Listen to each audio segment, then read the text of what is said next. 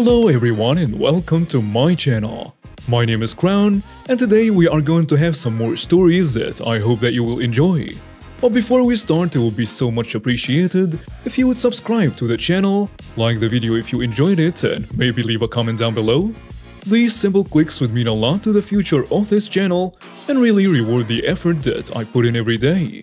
And now, without further ado, let's go! First story. You better learn what you sign. This is my grandmother's story and I love it. She worked for years under the former communist regime, in a very serious position not usual for a woman at that time. She was the first female rails quality controller in the largest steel mill in the country.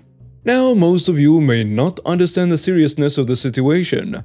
Under the east side of the Iron Curtain, if someone had a job, especially at a high level, he lived quite well.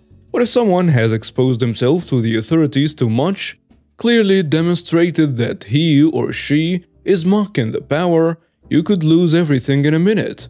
Be imprisoned, without trial and without witnesses. That was a real threat. So back to the story. My grandmother repeatedly tried to explain to her boss, who was very clearly not competent to perform his function, that he had to read what he signed. She was constantly given contradictory documents. On the same day, her boss was able to sign a document in which he orders to send 10 tons of rail to another city, and at the same time, another document in which he states that they should be postponed for collection the next day. And it was happening all the time. She was going crazy. So Grandma asked and asked, "Do not sign anything until you've read it." And he stubbornly replied, "I know very well what I'm signing, don't bother me." Until the day came when my grandmother decided she had enough. She received a letter from the governing authorities. They asked for some documents to be sent to them again. And Grandma wrote back, "Ladies and gentlemen, we have sent you this document a month ago. If your papers are in so much of a mess that you can't find a simple document, then I suggest you start smooching up to us instead of giving us a hard time." So she gave it to her boss for signature, who of course signed it. She made a copy, put the original in her pocket and left a stamped copy on his desk, meaning that it had been sent. When he realized what she had done and what the consequences of this letter would be for him, first he chased her through half the steel mill, shouting that he was going to kill her. Then he backed and backed, promised her raises and stuff, just not to send it. In the end, he fell to his knees, crying, begging for mercy. She walked over to him, she returned the original, and she just asked if he would read what he was signing from now on. He nodded his head, and as she tells the story, he really reads everything very, very carefully from that moment on. Next story. Dear Sir, please remove your fence. While retrieving my mail shortly after moving into my new home, there was a flyer attached to the mailbox post. I read the flyer with interest, finding that it was from the neighbor who purchased the model home at the entrance of our subdivision. The flyer was addressed to all the members of the Homeowners Association and essentially informed us that the HOA was using our HOA dues to sue him for not removing a fence from his front yard. The builder erected the chestnut rail fence around the front yard of the model home when it was built, and the purchaser never thought anything about it. A contingent of HOA officers notified him that he had 24 hours to remove the fence or face a lawsuit.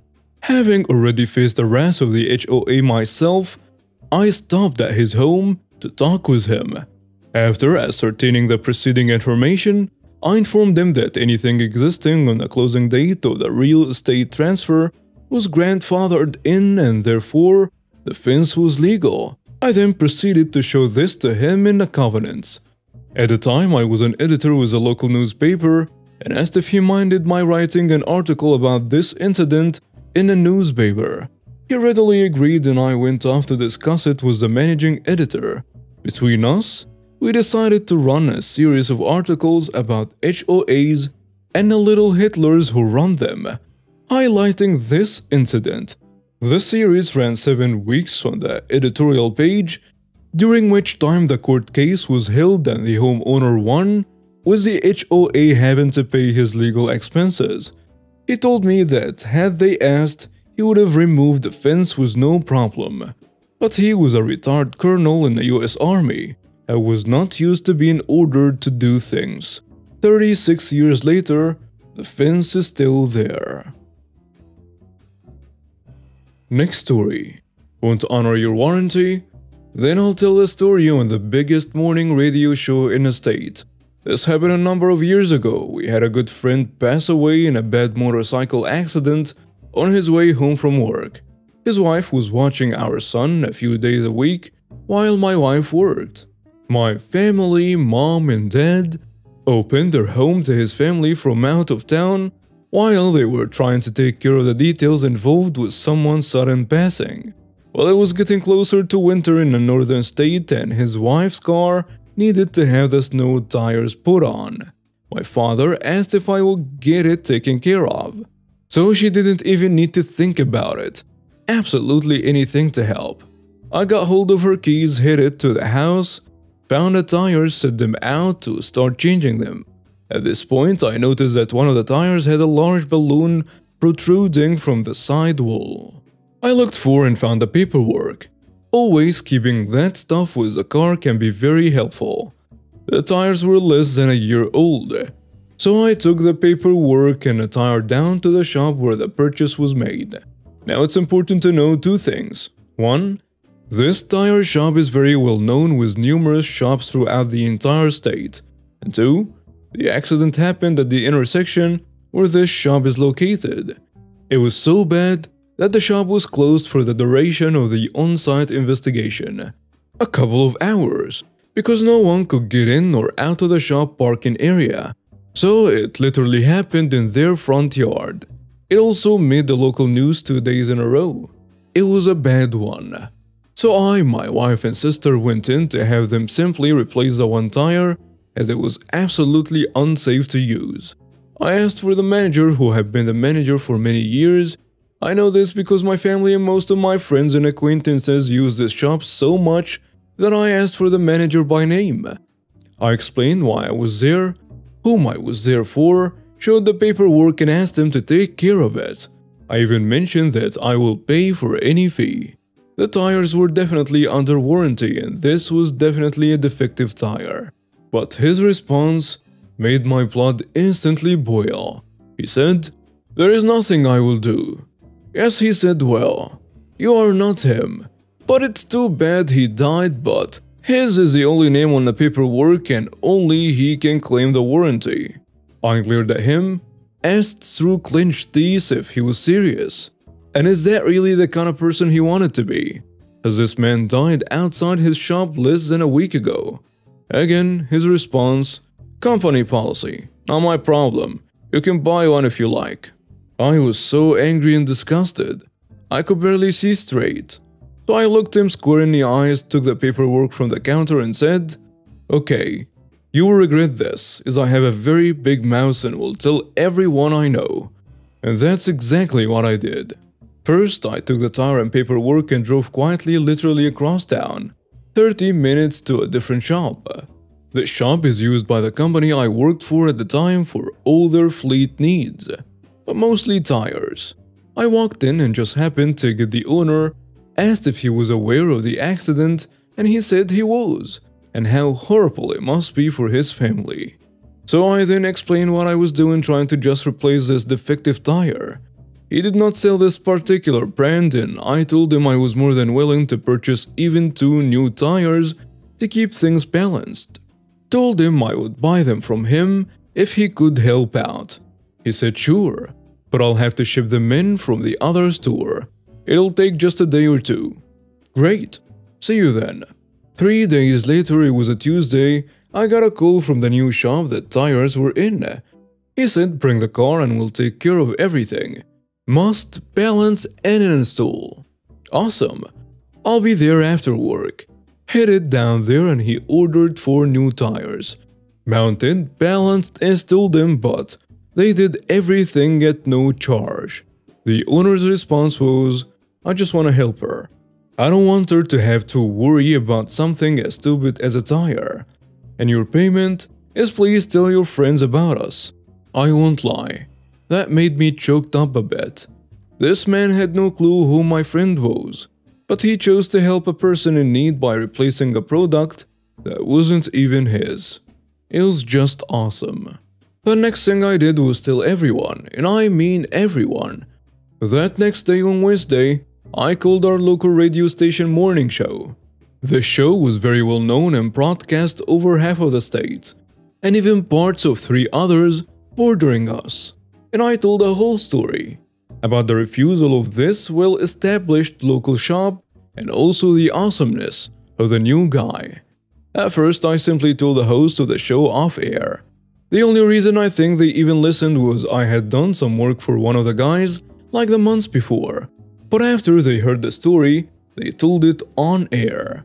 There was only one name used in their discussion, that of the new tire shop, and a unique description of the bad guy. It was just amazing. If you heard or had seen the news, you knew about the accident and where it happened, and could then discern who the bad guy was. It was shortly after that a buddy whose company used the bad guy shop for their vehicles told me that the manager was no longer there, and a friend who works at a different location had heard that he was let go for fraudulence. Apparently, he would make up company policy as he saw fit, and because of the broadcast, there was some clarification of managerial power within that company. It turned out to be quite an embarrassing situation for that company as a whole. I never expected anything to really come of my self-imposed righteous indignation, but it was glorious the way things played out. I told everyone I went to the new guy for years, right up until I moved out of that state. But as you can see, I'm still telling everyone who is willing to listen or read, as the case may be. I guess the moral of the story is, when you have a chance to do something good, something to help anyone in distress, whether we know them or not, take it. Do what you can, even if it's a small thing. At the very least, you will feel good knowing you did a good thing. Next story. Don't ever mess with a loving grandma. I was in a 7 years long relationship with my partner. We lived together, I thought we loved each other, and we were engaged. The wedding was mostly organized, we were doing great, and he brought me flowers, and we spent a lot of time together. So when his parents suggested that we move in with them to save some money before the wedding to buy our own apartment, I agreed. But I had a serious conversation with my beloved, and I told him that for me, a very independent person, moving into his home, his family, with completely different traditions and values than those I was used to, was a big step. I asked him to consider if he was absolutely and completely sure of us and our relationship, because if he had any doubts, I would rather stay on our own. A few months with his family can be stressful. Conflicts may arise, and if something were to affect our relations, I would be left alone in his house with his family after every quarrel among us, and that would be really difficult for me. He hugged me, kissed me, lifted me in his arms, and assured me that I absolutely do not have to worry about anything. Well, there would be no revenge story if everything turned out well. A few days after moving, my dear boy started disappearing for the whole night. He claimed to be seeing his childhood friends, drinking beer and playing video games. He did not answer his phone. He came home in the mornings, and this has never happened before, and we started arguing. One time I left the house after such an argument and went to my beloved grandmother to calm down and complain to someone close to me. After I got back, I sat down with him calmly and said that I did not mind him seeing his buddies, that it was never a problem in our relationship. It always happened. He went out alone or I went out alone. But we always had contact with each other. We let ourselves know what time we will be home. We were picking up phone calls, and that we are to get married soon. We can't start a marriage this way. Then I'm only asking for honesty in contact with me. And I got the truth. He told me that he was actually seeing his adult student and that she lives in the same neighborhood as his parents, so he couldn't be with her that easily when we lived far away. And that now that they have spent more time together, he knows that he wants to marry her. And I can pack my bags and move out. I ran out of press, and he just turned and walked away, leaving me alone at his house with this news. I realized he was manipulating me all the time, that for a long time he had no intention of continuing our relationship, but he did not want to move in with his parents alone. As an adult man, his parents probably wouldn't have agreed to that, so the whole situation was just to make it more comfortable for him to continue his affair and make sure without consequences. I packed up and ran away to my grandmother. I had no one else. I was devastated and I started going to therapy. I threw myself into my work in order not to think and not to feel. It was a terrible time. But it was going to get worse. He paid off my share of costs for organizing the wedding, but he used it all. The space I chose, a band that was supposed to play for us, flowers, menu, and a date. When I found out about it, I broke down again. Friends supported me as best as they could. My grandmother was surprisingly calm, and you must know that she's an incredibly tough woman. One of the first women in my country to hold a high and very masculine position. A woman has more courage than 100 guys. And a sense of humor. When the wedding date came, my grandmother told me to go get some wine with my friends, have a mega party and not think about it at all. I cried for days then, so she forced me out of the house. She forbade me to be alone. She said she had a doctor that day and couldn't be with me all the time, so I must go. Have fun. Soon, during the party, which I finally decided to go to, I started getting some messages from mutual friends. Something was happening, and it had something to do with my grandmother. So I called her and asked, "What did you do?" And she replied with a smile that she went to the church where my ex was getting married. "What?" I shouted. "Well," says Grandma, "did you think that I would just let him go with it?" I took a few deep breaths, silenced my friends, turned down the loudspeaker so that everyone could hear and said, "Tell me."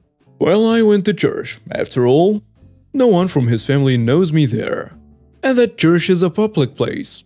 I sat down, the poor little old lady in the front row, and began to pray feverishly. No one in his family had the heart to throw me out of there. And he, as a groom, was getting ready elsewhere. He only saw me when he stood under the altar, and then it was too late.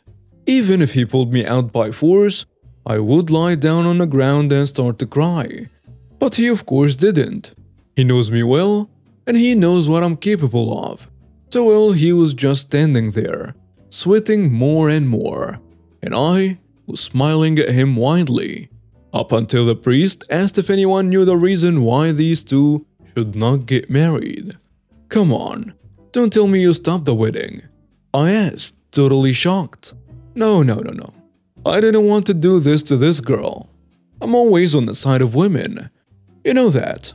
But it was enough that he did not know that. So at this exact point of the ceremony, I moved slightly, as if I wanted to get up, and he almost soiled himself. I thought he was going to pass out. He stuttered till the end of the ceremony and sweat was pouring down his forehead like crazy. Because he didn't know what else I could come up with. He had barely stammered that he wanted to marry her. And after the ceremony, I stuck my tongue out at him, smiled and left without any of the guests noticing anything. At this point, me and my friends were rolling on the floor laughing. As soon as I could catch my breath, I asked, "But why did you do all this?" And she said, "Because you will never have good memories of that day." So I wanted to leave him with a bitter taste and knowledge that if you act like a jerk, you might have a suit full of sweat out of your own guilt and fear. I call it justice. Oh, how I love my grandma. And now we have reached the end of today's stories. Thank you for watching and see you next time.